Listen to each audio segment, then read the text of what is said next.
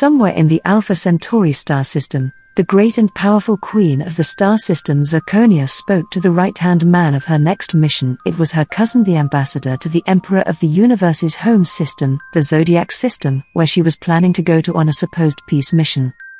It was her cousin who knew her better than to believe the peace mission was anything but a cover story. He found he was right when he pressed her on the true reason she would travel so far. "I am going to promise peace with our system," said Zirconia. "Then why go yourself? Why not just send me?" asked the ambassador. "It comes with an alliance," said Zirconia. "Alliance? What are you plotting?" asked her cousin shrewdly. "I shall become his wife as he is a widower." "He has no wife," said Zirconia, "to stop the war with the people in the magician's empire. He cannot refuse a truce. He's a peace lover." "Why do you want to marry him? You have never met him," said the cousin. "I want to rule the universe," said Zirconia. "He is the emperor, you will just be a consort," the cousin said. "I plan to kill him on our wedding night," said Zirconia. "Then you would be the ruler," said her cousin. "Yes," replied Zirconia, smiling. Many light years away on a small, almost insignificant planet, the home to the emperor and his family, the magicians. They called it the Earth. The emperor was its king, but he was also the emperor of the universe. Zirconia traveled to the Earth and sat impatiently in a small theater's auditorium waiting to see this emperor, who she had set her mind to marry, and when she wanted something she was accustomed to getting it. The red stage curtains opened, and dressed in his regal attire, she saw him, the celestial emperor. She thought he looked handsome for his species. She was another species. "Welcome to the Intergalactic Conference of the Silver Empire. I am Sapphirus Argent, Emperor of the Silver Intergalactic Empire," said the celestial emperor to the people at the summit into a microphone. "Hail Sapphirus!" Voices shouted from the crowd. Behind Sapphirus stood his son, Dark Star or Verisite Argent, otherwise known as Valentine Alexander, the Raven or Verisite's wife Larimar known as Laura Alexander. Sapphirus's daughter Sapphira Merlin was there, but almost unseen was the wife of Sapphirus's grandson Alexandrite, called Anates Argent, who is called Angela Alexander by humans. Lastly was the enchanter or Lakelandite Argent or Lancelot, Alexander the great-grandson of Sapphirus and bodyguard. I would also like to thank my brother Rodonite and great-grandson Lakelandite for organizing the security. "Are you sure you still want to marry into that family?" asked her cousin quietly. "Yes, it won't be hard, either he takes me or people die," replied Zirconia. Her cousin wondered if he should betray her. Later there was a grand masked ball in another part of the theater where the royal family and guests mixed to play and discuss politics. While the celestial emperor was dancing with Anates, the wife of his grandson, the fugitive deposed former emperor of his local system, Zirconia and her ambassador interrupted his dance. "Hail, my emperor," said the ambassador. The emperor stopped dancing.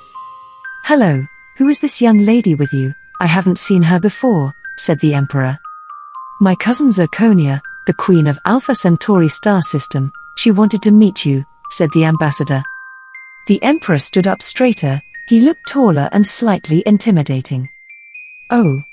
Hello, your majesty. Nice to meet you," said Sapphirus. Anates looked curiously at her. She had not seen a female from that system before. "This is Anates, my grandson, Alexandrite's wife," said the emperor. Anates tried to talk to Zirconia, who ignored her. She was nothing.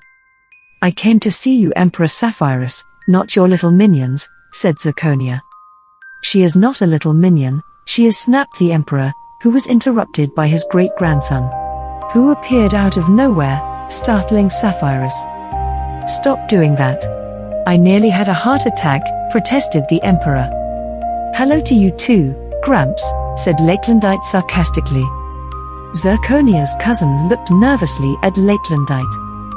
Zirconia jabbed her ambassador in his side with her elbow. "Ow. My emperor, my queen wants me to suggest a political," said the cousin. Zirconia jabbed him again. "Ow. Offer a peace offering?" said the cousin. We aren't at war, said the emperor. Oh, huffed Zirconia, fed up with her minion's nerves. I want to make a peace offering. It's marriage to me or war with my people, said Zirconia. The emperor and his grandson's wife looked shocked. I cannot accept your offer, said the emperor, looking at Anates shocked. Do not bring it up again, said Lakelandite shortly. He is not married, he must take me as wife. No one ever refuses me, ordered Zirconia. You are the last woman in the universe I'd take for a wife. You are a tyrant, said the emperor to Zirconia, walking away with Anates to find a room. She was very distressed. Lakelandite stood arguing with the ambassador. Zirconia followed the emperor to demand he take back the insult to her. When she caught up to him, she found the emperor and Anates in an empty room kissing like lovers. What is this? What is this? Are you having an affair with your grandson's wife? Zirconia said, seeing them. The lovers jumped apart. Anates ran out of the room scared. She's my wife, said Sapphirus nervously. You aren't married to her, your grandson is, said Zirconia. I am my grandson Alexandrite, her husband, said Sapphirus. I was trapped in the past and became Sapphirus, so now I am two people. Zirconia smiled. She now knew how she could become Celestial Empress. You must marry me now, said Zirconia, grinning cruelly. You know I can't. I told you I'm married, said Alexandrite. I know your secret. I will tell them all who you are if you don't marry me, said Zirconia. You can't, the universe will fall into war and anarchy, and I have a wife, said Alexandrite bitterly. Have her executed, said Zirconia. Alexandrite realized he had to do something. He couldn't let his empire die. I'll marry you if you let her live, and you keep my secret, said Alexandrite desperately.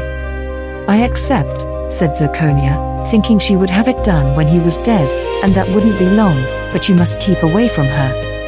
Alexandrite was devastated. Are you and Dad all right? I've not seen you in the same room for a while, whispered Lakelandite. No, he's been avoiding me whenever he sees me, and he leaves the room. That is all I have seen of him, is when he is leaving a room, the crying wife whispered back. Zirconia saw her crying, smiled, and dragged the emperor into the room. Zirconia makes Alexandrite announce his upcoming marriage to the queen. The Uncrowned Empress runs away to cry. The queen thinks she has won and takes joy in the wife's pain. The son of Alexandrite watches the sad emperor. He was full of anger and bitterness. Everyone else cheers at the good news. That night, the emperor cried himself to sleep, remembering Anates running out of the room in tears. He had abandoned and betrayed her. It hurt them both a lot.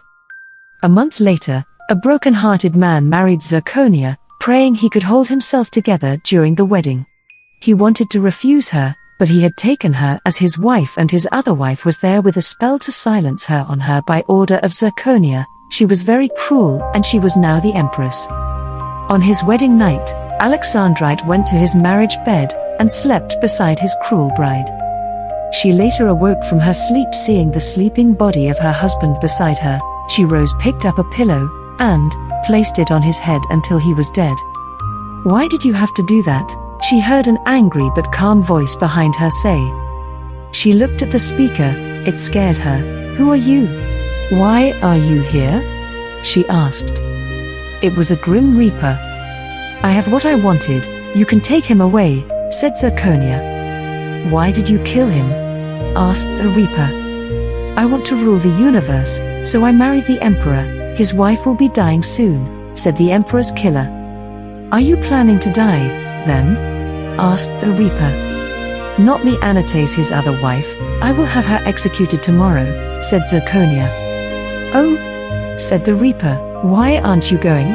Asked the empress. Leave me now. So you don't know me? Said the reaper. No. Should I? Asked Zirconia.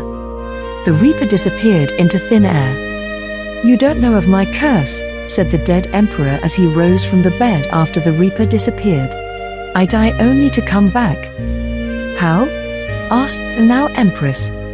I am a grim reaper, said the emperor. He called for Lakelandite his son. who grumpily appeared. The Emperor tells his son she killed him. Lakelandite took her translator away so she couldn't talk, and she was executed by Lakelandite himself. The Emperor and his wife Anates could be together again, if only in the shadows, but they were happy. The Emperor was now ruler by marriage of Zirconia's system, and his own a win-win for him.